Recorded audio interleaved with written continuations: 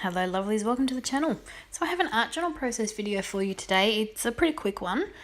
This was just one when I was playing around in my journal, showing my mother-in-law some of my techniques back in December last year. And I have a surplus of art journal videos. I've fallen behind in my scrapbooking because my photo printer is out of ink. So I've been doing lots of art journaling and I have a fair few videos ready to go. So I'm going to be sharing at least one a week of those for you until we can get through, because I'm always art journaling. I really do love it. It's my happy place. So I always have plenty of art journal videos. So I started in my Dylusions journal. I've had to use the clip because it's getting very full and the pages are starting to not lay flat. I've only got a few more pages left, so I'm really excited to finish this up so I can do a flip through for you.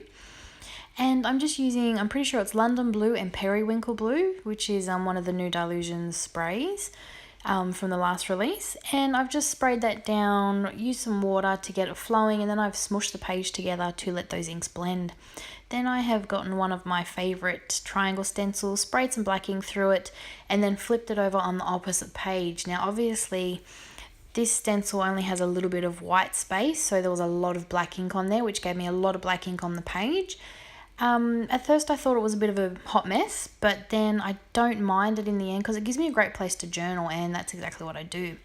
So I'm just using some of my favourite background stamps. I've got this big circle one from I'm pretty sure it's a Dina Wakley collection, and I'm just using some archival ink.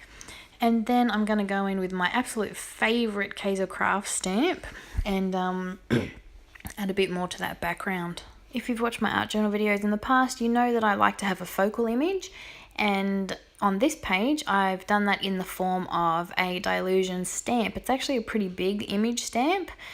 In the set I believe there's two big images like this, and I've just picked one.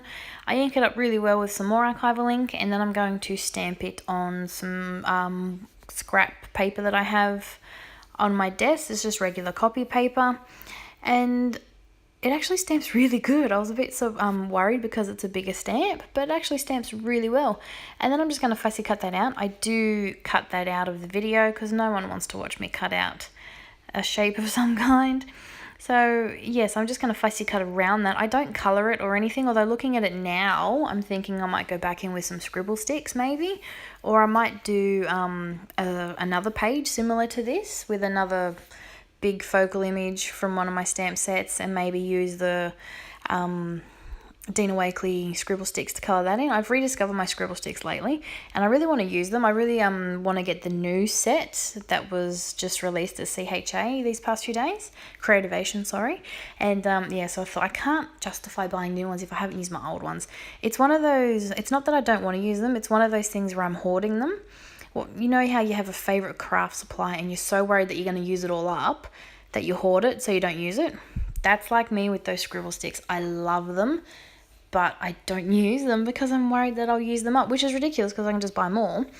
But yeah, it's one of those too pretty to use kind of things. So I really need to get away from that and just, yeah, and just use them. So I'm just using my Stabilo All pencil to outline my my image, and then I'm just going to smudge it with my finger. The page is still pretty damp enough that it just sort of blends in. I don't go back with any water, I'm pretty sure.